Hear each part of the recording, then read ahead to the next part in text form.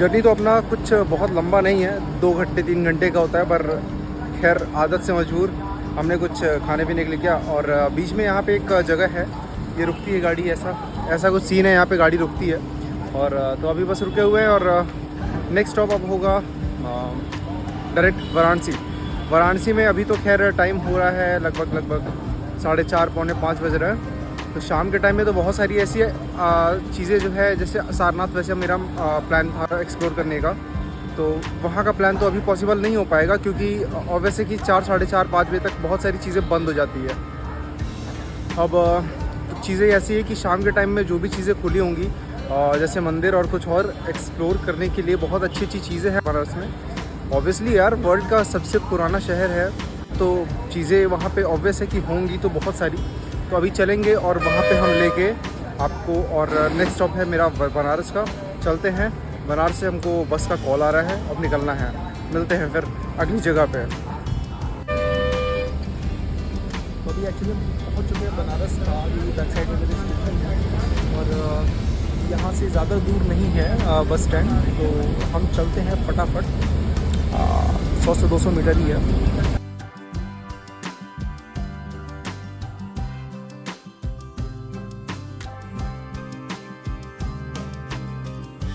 जब तक हम बनारस पहुँचे तो हमको थोड़ा सा लेट हो चुका था, तो हमने सोचा कि क्यों नहीं इस ट्रिप का शुरुआत करते हैं अपने प्रिय संकट मोचन हनुमान मंदिर से। तो हम निकल पड़े। अभी हम जा रहे हैं संकट मोचन मंदिर की तरफ, जो कि लंका इंडिया में पड़ता है। यहाँ पहुँचना इजी है, आप ऑटो से पहुँच सकते हो। खैर हम तो अभी मौज में गाड़ी पे घूम रहे हैं। खैर अगर आपको आना है तो आप यहाँ पे उससे आ सकते हो, ऑटो आप ले सकते हो।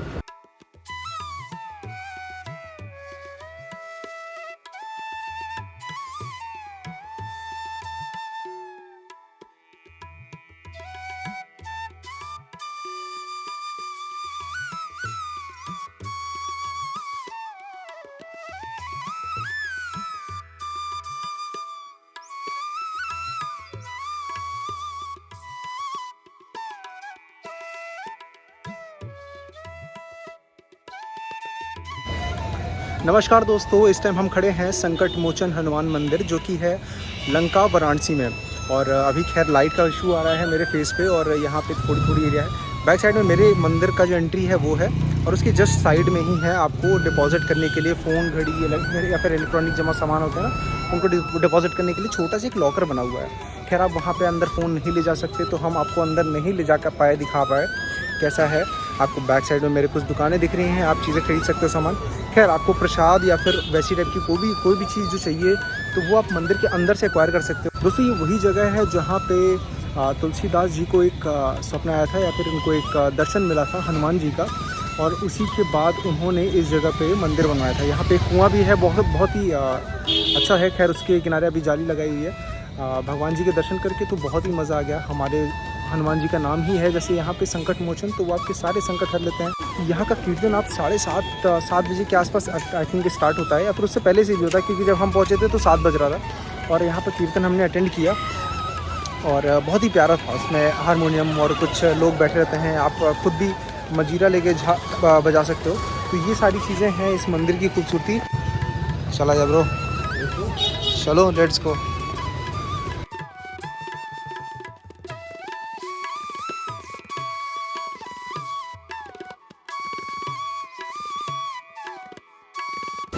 दोस्तों अभी शाम का टाइम है, हम हैं 80 घाट के बगल में, बट बता दूं कि बहुत ज़्यादा बाढ़ आई हुई है यहाँ पे। इतना ज़्यादा पानी है कि हमारे लिए विज़िट करना थोड़ा सा चैलेंजिंग है। और ये मेरा कज़न जो रहता है यहाँ पे बनारस में, तो उसने हमको बताया कि ये नॉर्मल डेज़ में पानी इतना ज़्यादा नहीं रहता है यहाँ पर। इस टाइम पे पूरी की पूरी सीढ़ी डूबी हुई है, मुश्किल से 2 से 4 सीढ़ी दिख रही है। 80 घाट पर हम खड़े हैं इस टाइम पर, शाम का टाइम है। खैर कुछ शूटिंग के लिए कुछ मैटर नहीं मिल पाए, तो ये आ गया मेरा भाई। तो अब इसी के साथ साथ हम निकलते हैं और देखते हैं अगर कुछ बीच में कुछ लोकेशन दिखता है। 80 घाट से ज़्यादा दूर नहीं है, थोड़ी दूर पे है ये एरिया। और इस जगह पे है ये हजमोला वाली चाय, जो कि है नेत्र ज्योति चिकित्सालय सॉरी। तो इस जगह के सामने ये है हजमोला वाली चाय, और इस चाय को हमारे प्रधानमंत्री मोदी जी ने भी टेस्ट किया था। अपनी जो चाय है उसका रिव्यू लेते हैं अपने भाई साहब से, देखते हैं कैसी है। हमने तो अभी टेस्ट नहीं किया क्योंकि हम ब्लॉगिंग में बिजी हैं और पहला टेस्ट जो है अभी हम लेने जा रहे हैं, उसके साथ साथ अब पहले हम अपने भाई से पूछेंगे कैसी है, मुँह लगाने लायक है या नहीं है। कैसी है भाई? बवाल चीज़ है, बवाल। पूरा सिस्टम मिला दिया है। सिस्टम मिल जाता है। ये लाल चाय का एक वेरिएशन है और उसमें आई थिंक हाजमोले का मिक्सचर है। खैर हमको खाने के बारे में बहुत ज़्यादा नहीं पता है कैसे एक्सप्लेन करते हैं, बट इतना हम जानते हैं कि हाँ ये लाल चाय हम डेली पीते हैं और उसमें जो है हाजमोले का टेस्ट आ रहा है, कुछ खट्टापन से कुछ अलग यूएसपी है यहाँ का।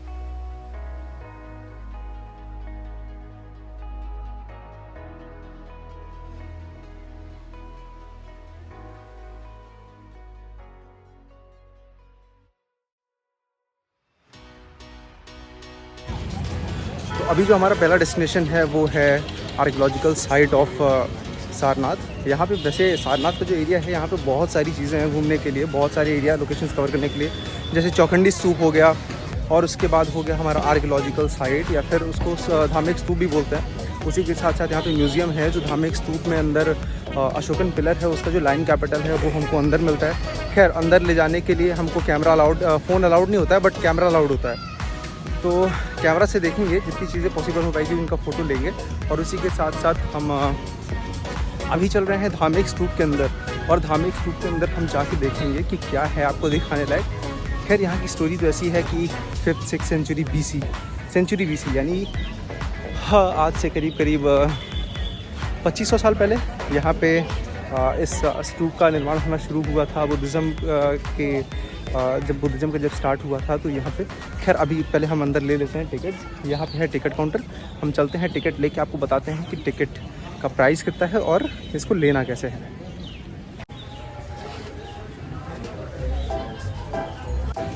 अगर आप चाहें तो आप सीधा काउंटर से भी टिकट ले सकते हो और अगर आप लाइन को स्किप करना चाहते हो तो यहाँ पे साइड में आपको ऐसे QR दिख जाएंगे, आपको फ़ोन से QR स्कैन करना है और उसी के साथ साथ आपको एक ऐसा इंटरफेस मिलेगा, आप उसमें अपनी डिटेल्स भरो, आधार कार्ड या फिर जो भी डिटेल्स मांगता है। इस तरीके से थोड़ा सा आई थिंक चीपर पड़ता है और इजी बात होती है कि आपको लाइन स्किप करने का एक मौका मिल जाता है। तो आप सीधा ये ई वे अप्लाई करो और टिकट्स इन पेपरलेस बनो थोड़ा सा। तो चलते हैं, टिकट तो हमारा हो गया है अलॉन्ग विद म्यूज़ियम। इसका प्राइस हमको पड़ा है 25 रुपीज़ पर पर्सन। एंड हमारे साथ एक और है फ्रेंड है, हमारे भाई है, तो हम उनके साथ जा रहे हैं। And we have paid total 50 rupees. तो अब हम जाएंगे अंदर धार्मिक स्तूप देखने या फिर आर्कियोलॉजिकल साइट भी बोलते हैं उसको। तो चलिए हम आपको दिखाते हैं कि वहाँ का अंदर का लोकेशन कैसा है। खैर मैंने तो बहुत पहले भी बहुत बार विज़िट किया है यहाँ पर ये आप लोग के लिए आई थिंक बहुत सारे लोग के लिए सेकंड टाइम होगा, बहुत सारे लोग के लिए एक वर्चुअल टूर होगा जो कि बहुत ही अच्छा एक्सपीरियंस रहने वाला है। जो पहले आ चुके हैं उनको देखने में बहुत अच्छा लगेगा क्योंकि उनका जो एक यादें हैं पुरानी वो ताज़ा हो जाएंगी और उसी के साथ साथ जो नहीं आए हैं उनके लिए एक नया एक्सपीरियंस। तो चलिए दिखाते हैं अंदर का क्या सीन है।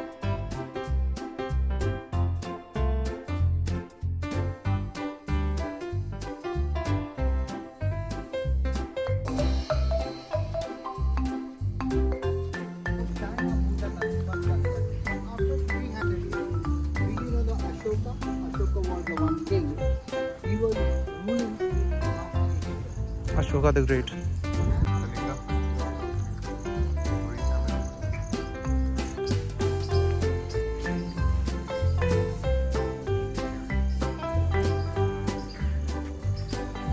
तो दोस्तों बुद्ध धर्म में दो बहुत यूनिक वर्ड्स निकल के आते हैं। एक चैत्य होता है, एक विहार होता है। तो जो विहार होता है वो रहने की जगह होती है बुद्धिस्ट मंक्स के लिए या फिर ये। तो बहुत बार ये सारी चीज़ें जो थी पेट्रनाइज होती थी, वहाँ के जो बिजनेसमैन हुआ करते थे या फिर ऐसे टाइप के लोग होते थे, तो वो पेट्रनाइज करते थे ऐसी सारी चीज़ें विहार, यानी बुद्धिस्ट मंक्स के रहने के लिए जो बुद्ध धर्म को फॉलो करते थे। लेकिन बहुत सारी ऐसी जगह होती थी जिसको बोलते थे चैत्य, दैट मीन्स जगह जहाँ पे वर्शिप होता था, जहाँ पे प्रेजेस किया जाता था भगवान को। अब चैत्य जो होता था वो कैसा होता था, हम आपको फटाफट दिखाते हैं। मेरे सामने जो है इस जगह पे लोकेशन पे, यहाँ पे अभी हम चैत्य के सामने खड़े हैं। 4 वे होता था, ये देखो, ये ऐसे मेंशन है कि एब्साइडल चैत्य, दैट मीन्स चैत्य ग्रह। यहाँ पे पूजा भगवान की होती थी और यहाँ पे मंदिर हुआ करते थे। आज उसके रिमेन्स बाकी हैं। आपने अगर बुद्ध सर्किट का मेरा कौशाम्बी वाला ब्लॉग नहीं देखा है तो आई बटन पे ज़रूर देखना, और यहाँ पे मैं मेंशन कर दूँगा। और ये सारी की सारी चीज़ें जो रिमेन्स बची है ना, कोई मंदिर हुआ करता था। सामने मेरे जो है ये एरिया, वो आप दिख रहा है ना, ये है अशोकन पिलर। अभी इसको हम घूम के उधर से वापस आते हैं तो इसको भी कवर करते हैं।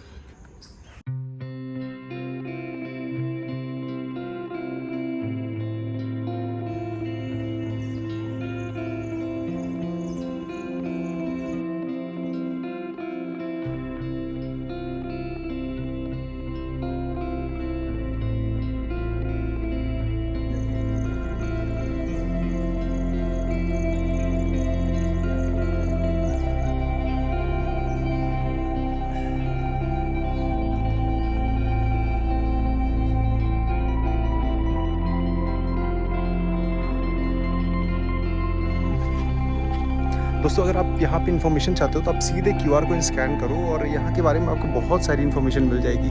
खैर कुछ पिलर्स यहाँ पे भी हैं जिनको हम बाद में अभी दिखाते हैं आपको। चलिए इधर ही चलते हैं। तो कैसा लग रहा है यहाँ पे, देखो। खैर जगह तो बहुत अच्छी है, थोड़ी धूप हो रही है, अच्छी बात है, कोई बात नहीं। धूप भी कभी कभी अच्छी होती है। ब्लॉगिंग कर रहे हैं भाई तो इतना तो बनता है यार, तुम लोग को अगर चीज़ें दिखानी है अच्छे से तो इतना तो ज़रूर बनता है। अभी हम यहाँ पे खड़े हैं पिलर के पास।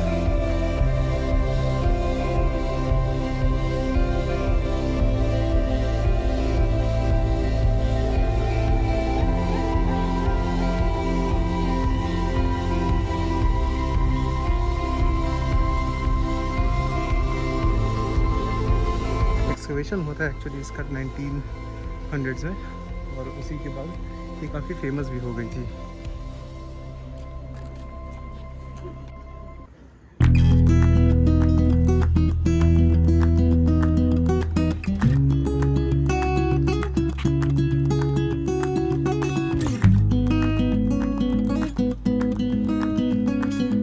बिहार, दैट मीन्स ये रहने की जगह थी।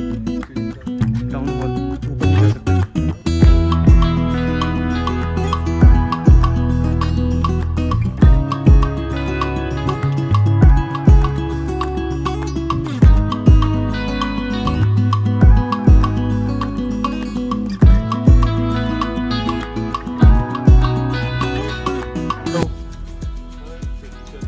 Where are you from?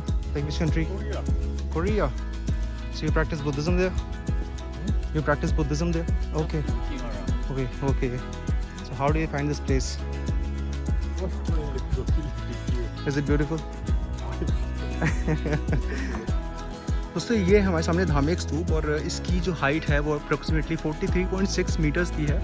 इसमें ये डिफरेंट काल में या फिर डिफरेंट एरा में डिफरेंट किंग्स के अंडर में बना है। कुछ पार्ट इसका अशोक के अंडर पे बना है एट्सेट्रा। एंड ऊपर का पार्ट बहुत हद तक डिस्ट्रॉय हुआ है, और ये पूरा का पूरा ना ये माउंट जो होता था इसके बारे में फायान और विंसांग ने भी बहुत सारी चीज़ें मेंशन की है। खैर इस जगह का नाम तो सारनाथ है और इसके नाम तो बहुत सारे हैं। दोस्तों एज अ प्लेस सारनाथ की महत्वता ये है कि यहाँ पे भगवान ने फर्स्ट सर्मन दिया था। इस not this place, I am not sure about this place, but हाँ सारनाथ में भगवान ने अपना जो उनके 5 डिसाइपल्स मिले थे चौकंडी स्तूप जहाँ पे अभी हम जाएंगे, उसके बाद से उन्होंने यहाँ पे अपना बोध गया से जब वो उनको एनलाइटनमेंट हुआ था, उसके बाद यहाँ पे आके उन्होंने फर्स्ट अपना एक तरीके से लेसन दिया था, सर्मन पास किया था अपने 5 डिसाइपल्स को, जिनके नाम हम मेंशन कर देंगे यहाँ पे स्क्रीन पे। और उसके बाद से स्तूप कल्चर जो है धीमे धीमे स्टार्ट हुआ। और ये टाइम पीरियड है अप्रोक्सीमेटली 500 to 600 BC के आसपास का है, जब हमारे पीछे ये खद हम एक स्तूप इसको बनाया गया था। ये पार्ट्स में बनाया, आई थिंक ये पूरा एक्सकेवेशन में जो है ना, पूरा ये एरिया निकाला गया खोद खोद के, क्योंकि पूरा मिट्टी में अंदर दबा हुआ था ये। दोस्तों सारनाथ की बात करें तो सारनाथ 4 जो बुद्धिस्ट पिलग्रिमेज साइट हैं उनमें से एक है। बाकी सारे हैं, एक है लुम्बिनी, एक है बोध गया, तीसरा है सारनाथ एंड एक और है कुशीनगर, जिसका कॉरिडोर अभी बन रहा है सरकार द्वारा। और जगह जगह पे ऐसे काफ़ी सारे काम चलते रहते हैं और चीज़ें बनती बिगड़ती रहती है। अभी हम पहुंच चुके हैं स्तूप के पास।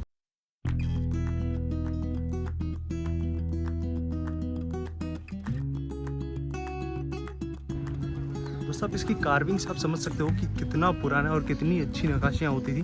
खैर ओवर द टाइम इरोजन और इन सब की वजह से इसमें काफ़ी सारे रप्चर्स आ गए हैं, काफ़ी सारे डिस्ट्रप्शंस हैं बीच में। और बीच में आप देखो पत्थर ऐसा लगेगा कई जगह से टूटा हुआ है। तो ये है, अभी हम लगा रहे हैं इसका सर्कम्बलेशन या फिर परिक्रमा।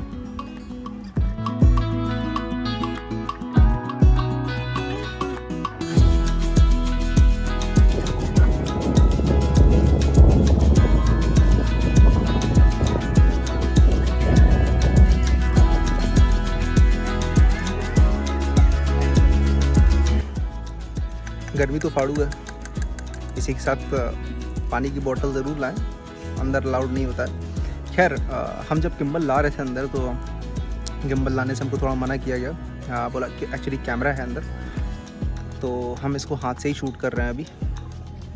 अब क्या कर सकते हैं भाई, प्रोटोकॉल तो मानना पड़ेगा। तो अब बस जो है सो है, हम देश को सर्वोपरि मानते हैं और देश के लॉ को भी अपहोल्ड करते हैं। सो इस वजह से हम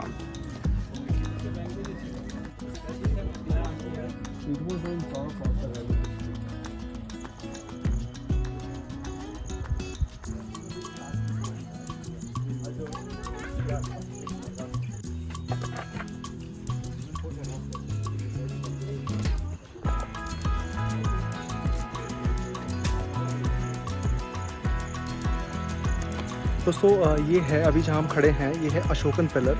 और ये एक बहुत इंपॉर्टेंट पिलर इसलिए है क्योंकि इसमें जो लाइन कैपिटल, जो इसको हम अशोक स्तंभ का एक प्रतीक मानते हैं, इसके ऊपर टॉप साइड में एक लाइन कैपिटल होता है, वो हमको यहाँ पे देखने को मिलता है, पर वो यहाँ पे नहीं रखा है। उसका हम फ़ोटो आपको दिखाएंगे अभी जब म्यूज़ियम जाएंगे, क्योंकि यहाँ पे म्यूज़ियम में हमको फ़ोन ले जाना अलाउड नहीं है, तो ब्लॉगिंग नहीं, बट हाँ फ़ोटो दिखा सकते हैं। तो फ़ोटो अगर होगा तो यहाँ पर फ्लैश कर देंगे। अभी क्या है, ये चुनार सैंडस्टोन का बना हुआ है, ये फ्रेगमेंट्स में है, पूरा पार्ट इसका ऐसा यहाँ पे एक जगह पे नहीं है।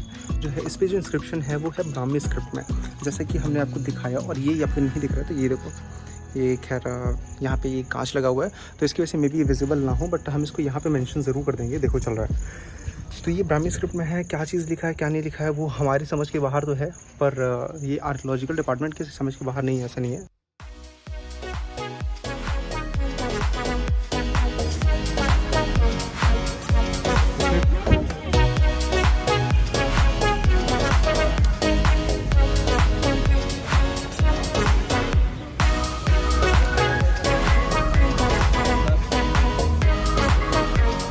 दोस्तों हमारा सेकंड डेस्टिनेशन है वो इस 1912 के ठीक सामने है।